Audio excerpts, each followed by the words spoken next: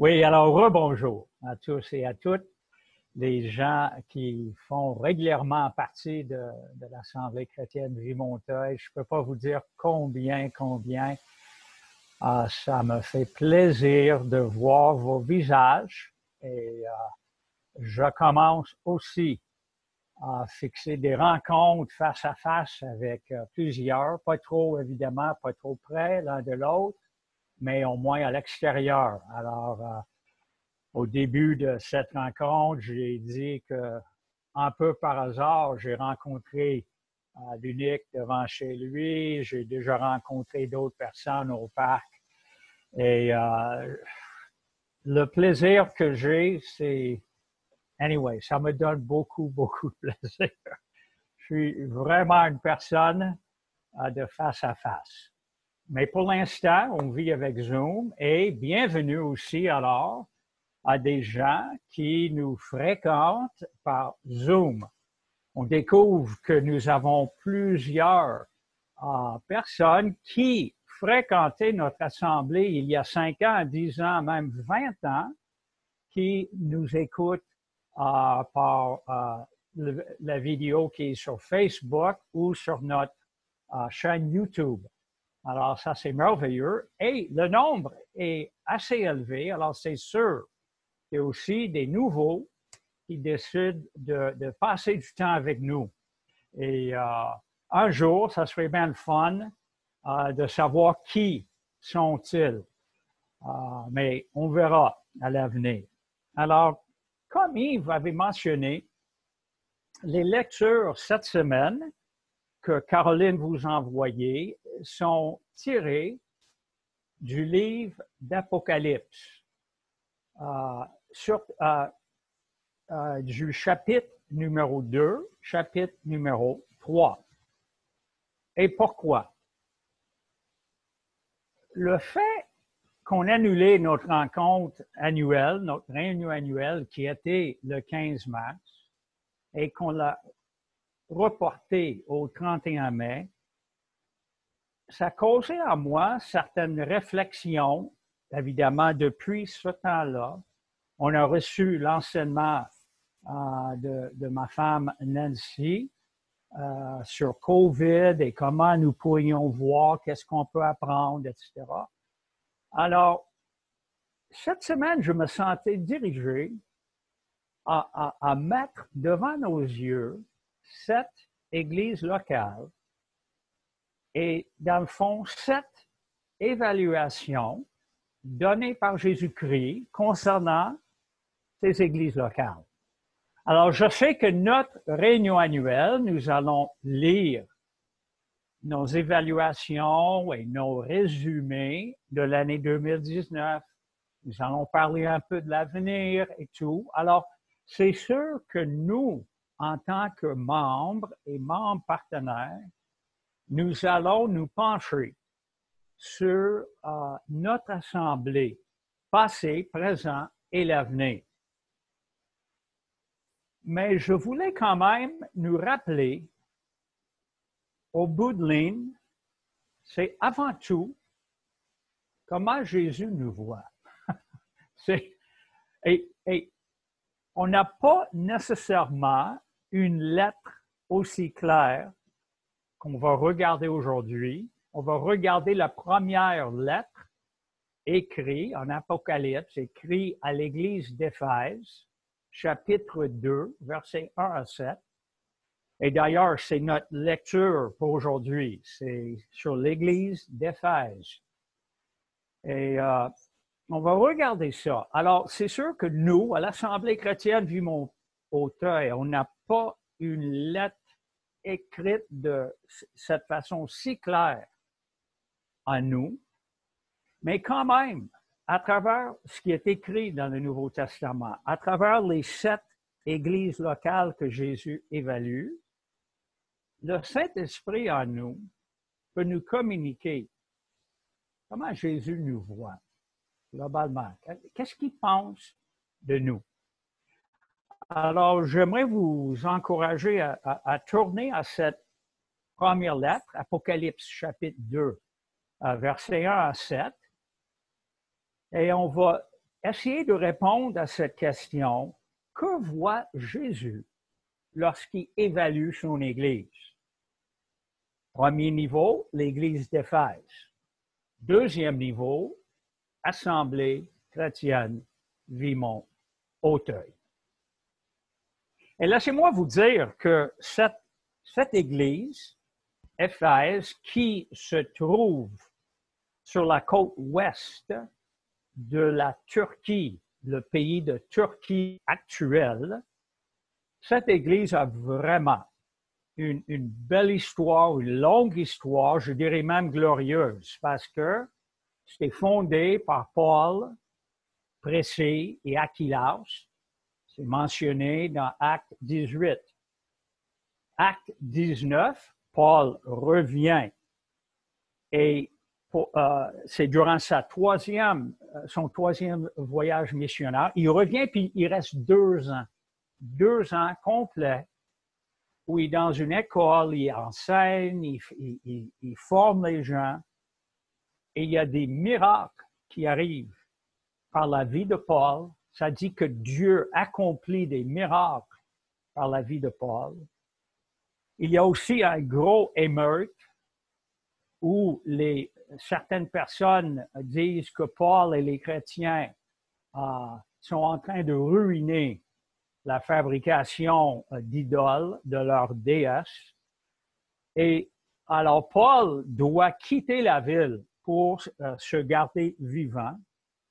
Et une troisième fois, plus tard, Acte 20, il visite cette église et il réunit les anciens et il leur dit, veillez sur le troupeau. Veillez premièrement sur vous-même et après sur le troupeau que Dieu vous donne. Et quand Paul quitte cette scène-là, il laisse Timothée, son protégé, comme pasteur de l'Église. Alors, ce résumé est tout simplement pour vous dire, c'est une Église qui avait beaucoup d'input, beaucoup de leaders positifs, efficaces. Et maintenant, qu'on arrive à Apocalypse 2, cette lettre est écrite à peu près 40 ans, 45 ans plus tard, après le début de l'Église, OK? Alors, qu'est-ce qu'on voit? Le premier verset dit simplement que Jésus parle à l'Église. Et verset 2 nous dit, « Je connais ta conduite, la peine que tu t'es donnée et ta persévérance. » Et ce qu'on découvre à travers les sept lettres, il y a comme un pattern. Et très souvent, ça commence avec Jésus qui regarde l'Église et dit, « Je vous connais. » Je connais tous vous autres, dans le fond. C'est sûr que première réaction chez l'être humain, même chez nous les chrétiens, peut être « Oh oh, oh oh, oh boy, il me connaît. » Ça peut être une réaction de peur, une réaction de crainte, une réaction de honte, une réaction comme négative. Mais je vous dis, c'est une très bonne chose à être connu par Jésus-Christ. Le fait qu'il connaît tout de moi, de vous, premièrement, ça m'assure, parce que ça veut dire il ne va jamais découvrir quelque chose en moi qui va l'amener à me rejeter. Jamais. Il n'y a rien en moi, dans mes pensées, mes attitudes, mes actions, qui vont faire ou qui va causer ou pousser Jésus à me rejeter. Parce qu'il me connaît. Déjà, il connaît tout de moi. Il connaît les garde-robes sombres et tout ce qui est là-dedans. Il connaît tout. Alors, j'aime tellement la réaction, ça m'avait toujours frappé. La réaction dans le psaume 139, la réaction de David, dans les premiers 6 versets, il dit, Seigneur, tu me connais. Tu connais quand je me lève, quand je m'assis, quand je fais ça, quand je fais... Et on pourrait penser à la fin, il va nous dire, et ça là, ça me fait peur. J'ai vraiment peur, tu vas me punir. Non, David dit, c'est merveilleux que tu me connais à ce point-là. C'est merveilleux. Parce que tu peux entrer dans ma vie. Tu peux changer ce qui ne va pas dans ma vie. Tu peux m'aimer. Tu connais tout de moi. C'est ça ce qu'on cherche dans une relation d'amour, entre autres. Mais on cherche à être connu et évidemment accepté. Accepté tel que nous sommes. Et c'est sûr que cet amour, alors, cette connaissance, nous communique et accepté, mais cet amour nous amène à grandir, nous amène à aller de l'avant. Cette vraie connaissance et ce vrai amour ne nous laisse pas tels que nous sommes. Alors, je vous dis, c'est merveilleux que le Seigneur nous connaît. Tout à fait. On n'a rien à cacher. Et ça dit ici que les Éphésiens, Jésus dit, je connais la peine que tu t'es donnée. Et quand je suis allé fouiller dans le grec, c'est même encore plus que peine. Et c'est comme Jésus dit, je connais vos efforts qui vous ont emmené à un épuisement. C'est une Église qui est une Église travaillante, une Église qui s'efforce de vivre pour Jésus-Christ. Et ils vont même jusqu'à l'épuisement. Ils se fatiguent tellement. Et la dernière chose, dans le verset 2, je connais votre persévérance. Persévérance. Alors, ils n'ont pas lâché, ils continuaient coûte que coûte. Et alors, évidemment, ces trois facettes de cette Église sont vraiment des choses exemplaires, des choses qu'on aimerait imiter. On aimerait que notre assemblée soit connue de Dieu, soit ouverte envers lui. On aimerait, oui, nous efforcer, pas nécessairement jusqu'à l'usure ou jusqu'au burn-out, parce qu'on ne va pas bien ou on ne fait pas du bien à personne en burn-out, mais de travailler fort et surtout de persévérer. Alors, la deuxième partie du verset 2, Jésus complimente encore cette Église. Il dit, je sais que tu ne peux pas supporter les méchants. Tu as mis à l'épreuve ceux qui se disent apôtres, mais ils ne le sont pas. Et tu as démasqué leur imposture. Wow, j'aime cette phrase. Tu as démasqué l'imposture de certaines personnes qui se présentaient comme de grands hommes ou grandes femmes de Dieu, en train de suivre et ils se présentaient comme apôtres. Parce que les apôtres, à l'époque, évidemment, avaient beaucoup de poids. Et le monde les écoutait. Alors, ces gens-là ont décidé de se nommer eux-mêmes apôtres et d'essayer d'influencer les gens.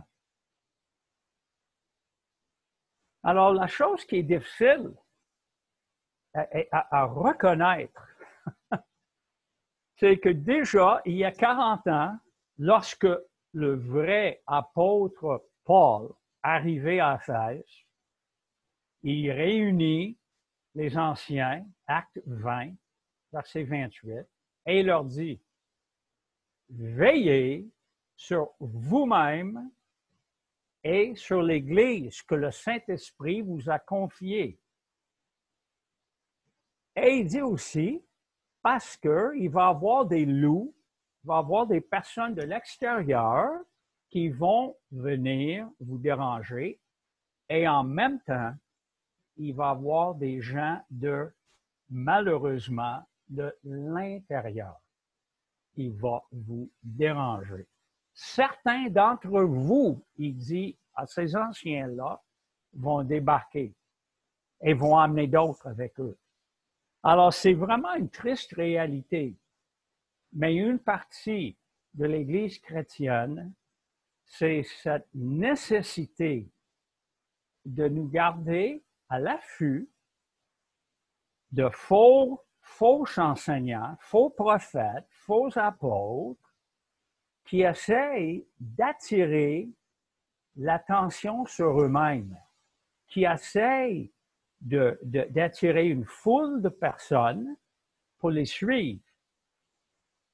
Hey, je ne veux pas être mal compris, je ne suis pas en train de critiquer, exemple, une grosse église qui attire beaucoup, pas du tout. On est content. Jésus a attiré les foules et il était un vrai. Mais nous savons tous qu'il y a des gens, soit pour l'argent, soit pour la renommée, soit pour, probablement c'est les deux choses primordiales, l'argent, renommée, ils pensent à eux-mêmes. Et il faut démasquer leur imposture. Alors, ça ne veut pas dire, chez nous à l'Assemblée, qu'on devient la police. Oh, il faut qu'on vient les uns chez les autres pour vérifier. Non, non, non, on ne parle pas de ça du tout. Mais soyons à l'affût. Même l'apôtre Paul, acte 17, 11, la ville de Bérée, ça dit que les Béréens vérifiaient à tous les jours ce que Paul disait. Ils examinaient les Écritures. C'est ça ce qui est merveilleux avec le vrai christianisme. Le vrai christianisme ne dit jamais « gobe »,« gobe », ce que je vous dis, « gobe », « obéis-moi », hein? « écoute-moi », ne pense pas pour vous-même, pas du tout. La réforme et le vrai christianisme donnent aux gens la responsabilité de suivre, de connaître la parole et de penser aussi pour eux-mêmes. C'est super important. Super important. Il ne faut jamais laisser une sorte de gourou prendre le contrôle. Alors, cette Église-là a vu à travers les 40 et 45 ans de sortes de gourous qui passaient par là, qui essayaient de les dévier. D'ailleurs, Paul laisse Timothée à Éphèse pour contrer, pour faire face à ces faux enseignants et pour enseigner ce que les gens doivent comprendre pour ne pas embarquer avec les faux prophètes. Alors,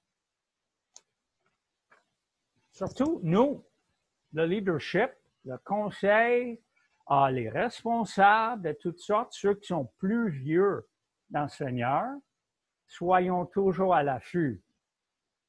Ce qui probablement va arriver le plus à nos jours, c'est on va rencontrer, entre guillemets, ces gens-là par l'Internet. C'est là où on peut entendre toutes sortes d'affaires et c'est là, je vous dis tout simplement, exerçons la sagesse, vérifions bibliquement. Vous dites, bon, j'aime X-Preacher, je n'ai pas de désir de nommer, mais vraiment, là, vérifie. Même parle à d'autres. Si vous trouvez qu'il y a un preacher Internet qui est en train de vous dire des choses tellement incroyables, ben, c'est probablement parce que ils sont incroyables. Et ne les crois pas. Embarque pas. Hein? Ils parlent de leur ministère. Et souvent, envoie-moi de l'argent. Anyway, j'espère qu'on a assez de sagesse de vraiment faire le tri et de s'encourager les uns les autres. C'est un bon enseignement qu'on trouve ailleurs. Super. Good. Profitons. Mais faisons quand même attention, exposons ces gens-là. Alors, après verset 3, une deuxième fois, Jésus dit à l'Église, vous avez de la persévérance.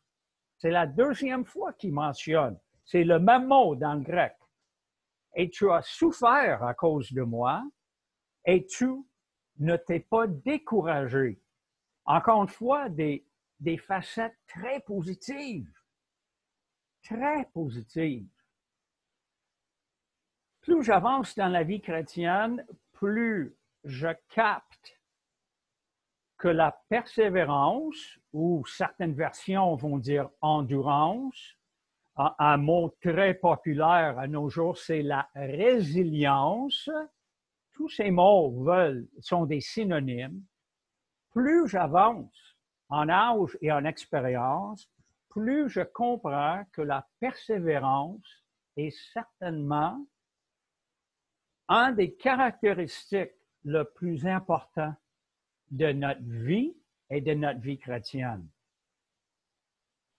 On voit deux places, on peut le voir ailleurs, mais Romains 5, le début du chapitre, Jacques, premier chapitre, le début, on voit que la persévérance, surtout dans la souffrance, nous forme d'une manière qu'aucune autre chose peut nous former. Persévérance crée en nous le caractère de Jésus-Christ. Je m'en souviens tellement bien quand je suis allé seul pour regarder le film La Passion de Jésus-Christ. Je sais que quelques personnes dans notre Église allaient ensemble, allaient avec d'autres. Je ne voulais pas faire ça. Moi, j'avais le désir de m'asseoir et un peu faire affaire seul à seul avec Jésus à travers ce film. Et pour moi, une des scènes les plus puissantes, c'était suite au fouettage de ce moment-là jusqu'au point où Jésus se rend sur la colline de Calvaire, Golgotha. De voir la persévérance, de voir que ça prenait tout en lui. Et honnêtement, évidemment, à ce moment-là du film, tu aurais pu entendre une mouche voler. On était peut-être 50, 60 personnes dans la salle du cinéma. Et j'avais en moi comme un désir grandissant de comme crier à tue-tête, lâche pas, parce que tu vois là, il rampe à la fin. Et j'étais frappé par cette persévérance jusqu'à la mort. Et faux ou vrai, et il montrait Jésus qui rampait lui-même vers la croix. Lui-même. Il n'attendait pas là à ce que les soldats la placent. Tu voyais qu'il savait ce qu'il fallait faire. Ça, c'est la persévérance. Ça, c'est la persévérance. Et c'est une persévérance presque dans une faiblesse totale. C'est fort, ça. N'importe qui peut persévérer quand la personne est forte. N'importe qui. Parce que tu sens fort, ça va bien. Pour moi, c'est même pas la persévérance. C'est comme facile. Tu mets ça sur le laisser-aller parce que ça va bien. Mais la persévérance chrétienne, il y a des moments où on voit persévérance chrétienne dans notre faiblesse totale. Et il y a une grande partie de nous qui veut lâcher, qui veut lancer la serviette, qui ne veut pas continuer. C'est ça la réalité. C'est cette persévérance-là qui change notre caractère et change notre vie.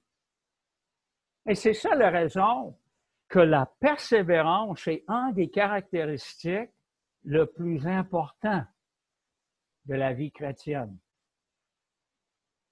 Continuer. Continuer. Des fois, on s'arrête, on prend une pause, on se pose la question, tabarnouche, est-ce que ça vaut le prix de continuer ma vie avec Dieu? Vraiment là.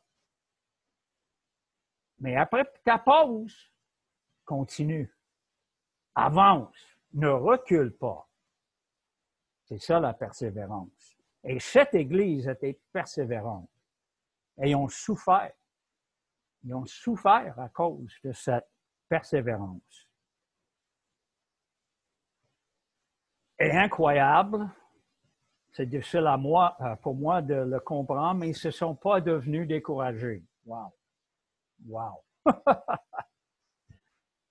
Alors, je vous assure, Assemblée chrétienne, dans notre monde moderne, ce genre de persévérance n'est pas encouragé. Ce genre de persévérance n'est pas souvent vécu.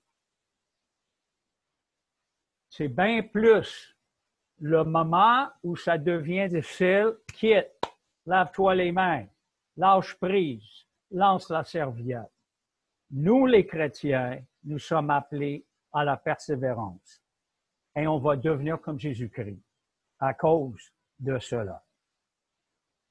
Mais nous découvrons, même avec tous ces compliments, que cette Église, comme toute Église, n'est pas parfaite, et même qu'il y a quelque chose de critique qui ne va pas. Le verset 4.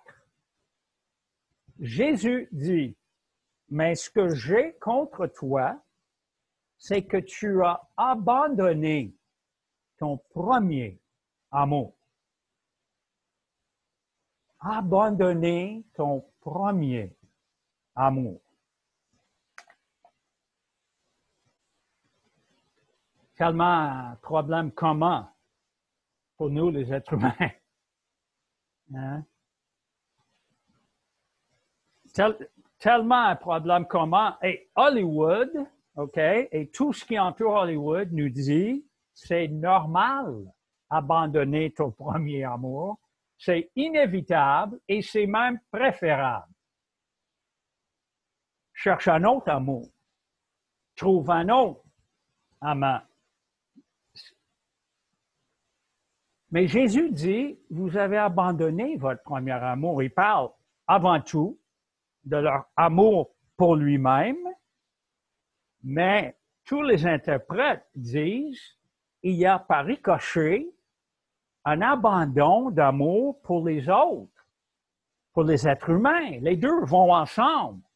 Comme notre thème pour l'année, ensemble, aimer Dieu, aimer Jésus, aimer les autres. Alors, Jésus est en train de leur dire, le centre de tout, c'est cet amour pour moi. Alors, qu'est-ce qui s'est passé? Qu'est-ce qui se passe chez nous, les chrétiens, pour qu'on abandonne notre amour? Toutes sortes d'affaires peuvent arriver, des déceptions. On avait eu un atelier sur Dieu, comment Dieu nous a déçus. Et on est tous déçus par Dieu à maintes reprises dans notre vie parce qu'on ne voit pas comme lui, on ne pense pas comme lui. Mais certaines personnes abandonnent. Ils abandonnent parce qu'ils sont déçus avec Dieu. D'autres, je pense, sont fatigués. On voit ici, ils persévèrent, les Éphésiens, et ils travaillent jusqu'à l'épuisement. lorsque nous devons brûler, le risque qu'on va abandonner complètement est toujours plus fort. C'est ça la raison où je dis, prenons une pause, prenons un break pour un temps, mais la pause, c'est un retrait stratégique pour mieux avancer. Mais on connaît tous des gens, et peut-être nous-mêmes, on a vécu des abandons, un abandon de Dieu pour un temps. Mais aujourd'hui, nous sommes de retour. Ça aussi, c'est permis et ça arrive. Mais Jésus nous dit, numéro 1 dans votre Église, les Éphésiens, et numéro 1 pour l'Assemblée chrétienne, aime-moi. Aime-moi, dit Jésus. Alors nous savons tous, nous aimons parce qu'il nous en est le premier, ça c'est clair. Mais écoutez, il nous aime. Il nous aime tout le temps, 24/7. La question alors devient, oui, je dois le recevoir, mais je dois aussi l'aimer en retour. Pas juste, évidemment, avec mes paroles lorsque je chante. Jésus, je t'aime. C'est beau chanter, mais par ma vie, par mon obéissance. Jésus a dit clairement, si vous m'obéissez, vous m'aimez. Ou il a dit, si vous m'aimez, vous m'obéissez. Il y a un lien entre agir, obéir et amour. Alors, c'est sûr que les deux doivent avancer ensemble. J'expérimente de plus en plus l'amour de Dieu, alors je suis motivé de l'aimer plus. Mais je devrais avancer comme ça. Les deux sont interreliés. Si, pour une raison quelconque, j'expérimente pas son amour, c'est sûr, mon obéissance ne va pas suivre très bien. Mais le contraire est aussi vrai. Si moi je refuse vraiment de l'obéir quand ça devient difficile, ardueux, je ne vais pas expérimenter son amour dans ces saisons-là. Alors, notre relation, moi et Jésus, va rester immature. Immature. Parce que c'est à travers les actions de la vie, à travers les hauts et les bas, que cette maturité d'amour se manifeste. Alors, qu'est-ce qu'il faut faire? Et on va terminer bientôt. Qu'est-ce qu'il faut faire? 3 choses. 1, Jésus dit, prends-en conscience de ce fait que tu as abandonné ton amour, ton premier amour. Une autre version dit, souviens-toi où tu étais avant et évidemment, laisse ces souvenirs te travailler. Alors si aujourd'hui je regarde Dieu, je dis ma vie, Seigneur, oui, j'ai cette impression-là que mon amour pour toi n'est pas aussi zélé, aussi obéissant qu'avant. Bon, souvenons-nous des périodes où on était plus passionné, plus obéissant, plus encouragé dans notre marche avec lui. Et ces souvenirs-là vont commencer à nous travailler. Et après, il dit, change ta vie. Repentez-vous, c'est le mot dans le Louis II. Ça veut dire changer votre attitude et vos actions. Alors, ce qui est merveilleux, on vient de chanter que Jésus nous poursuit. On peut même dire à Dieu, Seigneur, aide-moi dans ce retour à toi. Viens me chercher, viens m'inviter, parle-moi. Mais avançons, retournons. Il nous donne le choix. Et il dit, agis comme un commencement.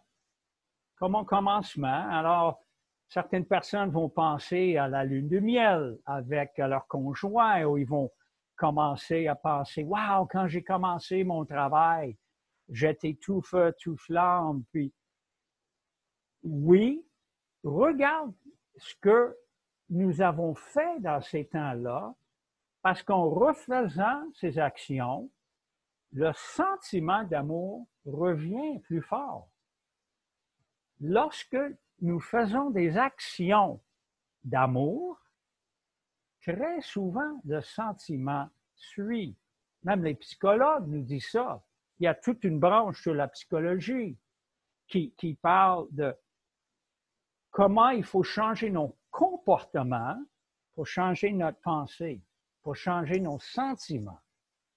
Et ils travaillent le comportement parce qu'ils savent que si moi j'agis et je pose des actions d'amour envers ma femme et mes enfants, ce qui va suivre, si je continue à poser de bonnes actions, le sentiment d'amour va être là. Alors, c'est fort. J'aimerais quand même nous dire, je ne pense pas que Jésus est en train de nous dire, retournons à nos bêtises de nos jeunes temps chrétiens. Des fois, je regarde ce que j'ai fait, on avait déjà mentionné ça dans le passé, que certains d'entre nous, on faisait des excès, on ne faisait pas des choses intelligentes, on blastait tout le monde. Il y a certaines activités du passé que ça serait mieux laisser ça en arrière. Ça, c'est une immaturité. Ce que Jésus veut, c'est une maturité dans notre amour avec lui et des gestes et attitudes matures qui vont avec. Alors, le sérieux de tout ça, Jésus est clair. Verset 5. Si tu refuses de changer, je viendrai à toi et j'enlèverai ta lampe de sa place.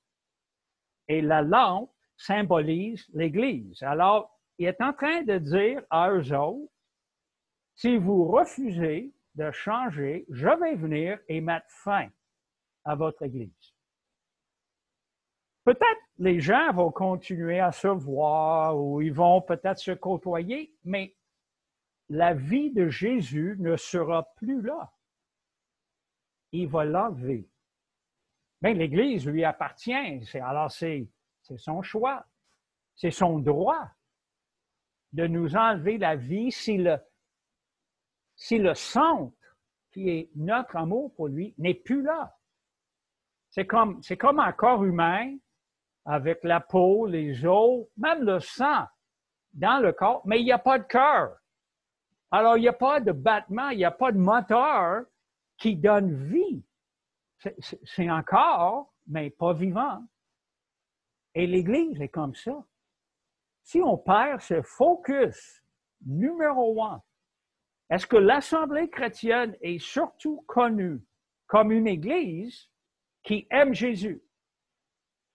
Quand les gens pensent à nous, quand vous pensez à nous, est-ce que cette pensée vient en premier? Cela, c'est un groupe qui aime Jésus-Christ, qui reçoit son amour et qui l'aime en retour. Et il veut le suivre. Est-ce qu'on entend ça? Avant même de dire que c'est une Église persévérante, une Église qui aime louer, une Église où il prêche la Bible, le centre. Est-ce que nous aimons Jésus avant tout? Et c'est ça qui nous garde dans la bonne voie. Alors, cette année, ce dimanche qui s'en vient, et les semaines et les mois qui s'en viennent, quand nous disons que le thème pour cette année est ensemble, aimons Dieu et aimons les autres, on est sérieux. Parce que sinon, si ce n'est pas ça le centre de l'Assemblée chrétienne, à la longue, la vie de notre Église ne veut plus plaire à Jésus lui-même.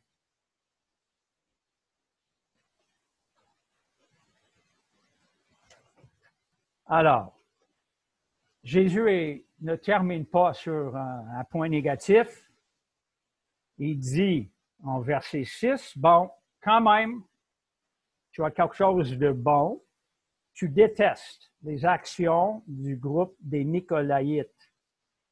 Parce que c'est un groupe, comme une secte, qui prônait l'indulgence et une vie immorale. Alors, ce Jésus, qui parlait tant d'amour dans le verset avant, maintenant dit, je déteste les actions dans tel groupe. Intéressant qu'il ne dit pas qu'il déteste les personnes, mais il déteste ces actions d'une vie libertine, une vie d'indulgence, une vie immorale.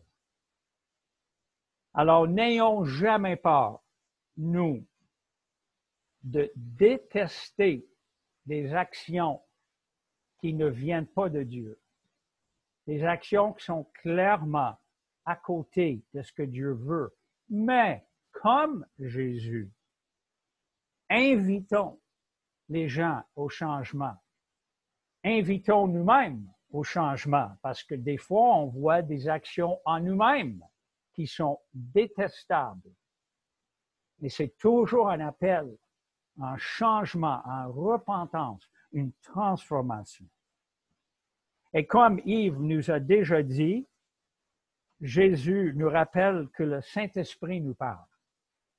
Alors, je ne vais pas dire plus parce que Yves a décortiqué ça au début de l'Église. Le Saint-Esprit nous parle et utilise ces paroles, les paroles dans les Saintes Écritures, les paroles qui chuchotent dans notre cœur, dans notre tête. Il nous parle. Et la promesse est là. Pourquoi persévérer? Pourquoi, mais Jésus, quelle promesse? À la fin, on va être là avec Dieu, Dieu le Père. On voit la Trinité même dans la lettre. On va être avec Dieu dans son jardin, dans le paradis. C'est ça, une grande motivation. C'est pas juste cette vie-ci. On a le désir, en chacun de nous, on a le désir de vivre le paradis. Mais l'erreur, chez surtout non-chrétiens, mais aussi des fois chez nous, c'est de chercher, de penser que le paradis peut exister sur cette terre déchue. Oui, travaillons à amener le royaume de Dieu sur cette terre. Mais si je tiens mordicus à ce que Dieu me donne le ciel maintenant sur cette terre et que j'ai pas de trouble et que j'ai la santé et j'ai l'argent et si je demande et j'exige ça, là, je vais être vraiment déçu. Parce que je suis dans le champ. Le paradis, c'est dans l'au-delà. Le paradis parfait. Alors, Seigneur, ce qu'on aimerait faire cette année, on aimerait que toi-même, tu nous parles, tu nous donnes ton évaluation à travers chaque personne qui est impliquée, à travers peut-être des paroles venant directement de toi, à travers des passages bibliques. Et nous voulons vraiment que le centre soit toi et l'amour aussi pour les autres. Ensemble, Seigneur, nous voulons t'aimer. Et ensemble, nous voulons aimer les uns les autres. Prends-nous, dirige-nous, remplis-nous, Seigneur. Et donne-nous cette persévérance jusqu'à la fin. Ça vient de toi. C'est ton esprit qui nous habite. Et tu as été persévérant jusqu'à la croix, jusqu'à la mort. Gloire à toi. Amen. Amen.